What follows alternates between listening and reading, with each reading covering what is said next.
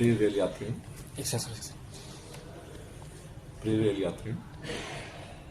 सर्वप्रथम मैं आपको इस छठ महापर्व की हार्दिक शुभकामनाएं एवं बधाई देना चाहता हूं और यह आपके ज्ञान में लाना चाहता हूं कि आपके संरक्षित एवं सुखद यातायात के लिए रेलवे ने बहुत प्रयास करे हैं और कर रही है। जैसे कि अतिरिक्त गाड़ियां चलाई जा रही हैं, प्लेटफॉर्मों पे आपके प्रबंधन के लिए विशेष व्यवस्थाएं की गई, जैसे कि आप सुगमता से गाड़ी में बैठ सकें और सुरक्षित अपने गंतव्य तक जाएं।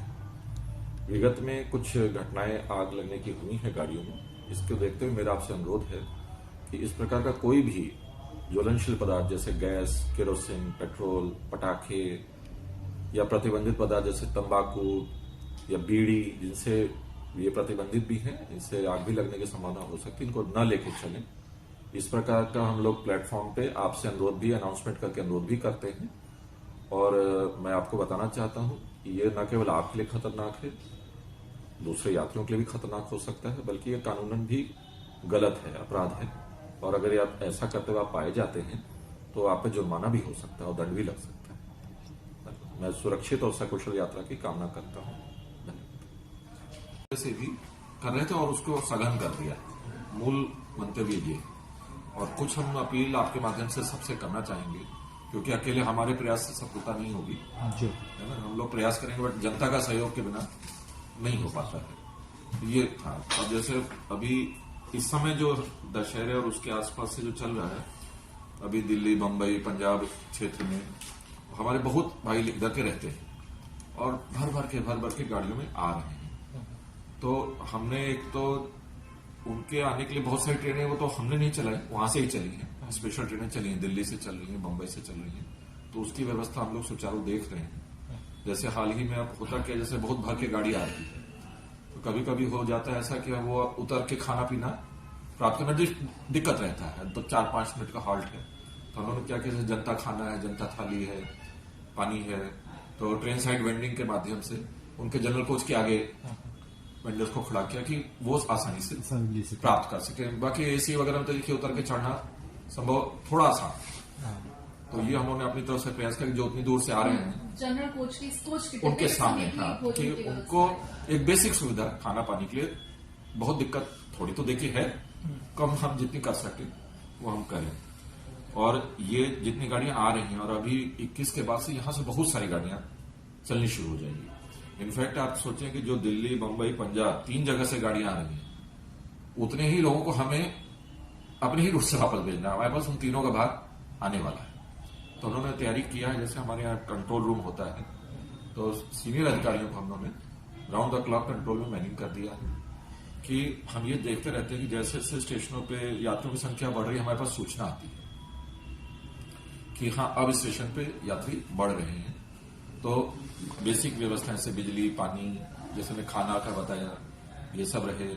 आरपीएफ की व्यवस्था प्लेटफॉर्म पे चाक चौबंद हम लोग रखते हैं कि उनको कोई बहुत भीड़ में कोई परेशान न करे एक दूसरे को। कभी कभी आपस में गुस्से में लोग गहमागहमी हो जाती है, उसको भी हम लोग तो एक तो निरंतर निगरानी कर रहे हैं कि कितनी गाड़ियां आ रही हैं। हमारी अभी जाना नहीं शुरू हुई है, जाना शुरू हो जाएंगे 21 के बाद से, बट जो आ रही है उसको भी हम निगरानी रख रहे हैं। और अभी 2 दिन क्या 1 दिन पहले इटावा पर सडनली आपने देखा कि 2 आग की घटनाएं हो गई, बहुत बड़ी घटनाएं हो गई।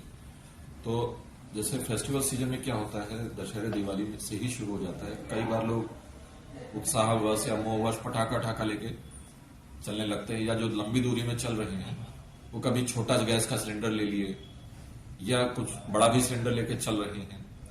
तो उसके लिए हम लोग रोकथाम पहले से ही हम लोग, ये पहले भी कभी कभी होता था।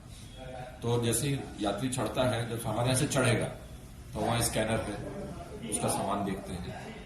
जब ट्रेन में चल रहा है उस समय भी हमारा स्टाफ, टिकट चेकिंग स्टाफ होता है, आरपीएफ स्टाफ होता है, ट्रेन में भी हमारे स्टाफ होते हैं जो देखते हैं कि कोई इस तरह का सामान लेके, सिलेंडर, पटाखा ये सब लेके ना जाए। बल्कि अभी तुरंत नहीं, करीब 10-15 दिन पहले एक छोटा सिलेंडर को लेके चल रहा था, हम लोगों ने उतरवाया उसको कि नहीं आप इसको ले नहीं जा सकते। एक तो खतरनाक है उनके लिए भी, दूसरों के लिए भी, दूसरा ये मतलब कानूनन भी गलत है, अपराध है एक तरह से। और न केवल अपने मंडल में इस तरह की जो हम सघन जांच या कर रहे हैं, वो हमारे यहाँ 3 महत्वपूर्ण स्टेशन है, बलिया, सीवान, छपरा, जहां से बाहर लौटने वाले बहुत यात्री हर साल चलते हैं। उन जगहों पर भी हम कंट्रोल, आप कह लें मिनी कंट्रोल रूम कह लें, वहां पे भी अधिकारी रहेंगे जो सारी चाक व्यवस्था को देखते रहेंगे कि कोई प्लेटफॉर्म बदल नहीं जाता हम लोग। कभी कभी धोखा हो जाता है कि प्लेटफॉर्म बदला तो यात्री या भीड़ कंफ्यूज हो जाती है कि हम एक नंबर पे वेट कर रहे हैं, एकाएक हमने कह दिया अब गाड़ी एक नंबर पे ना आके 3 पे आएगी 2 पे आएगी, तो उनके लिए खतरा हो सकता है। तो एक नियमता है कि हम कोई भी प्लेटफॉर्म पहले से अनाउंस कर देंगे, समय रहते उसी प्लेटफॉर्म पर लगा देंगे, पर्याप्त समय भी देंगे लोगों को बैठने के लिए, आधा घंटा पहले ही लगा देंगे। तो प्लेटफॉर्म बदलने के लिए कोई ऐसा हम लोगों ने नियमता वाला निर्देश हो गया कि प्लेटफॉर्म नहीं बदला जाए, तो उससे यात्रियों को एक तो बहुत सुविधा होगी।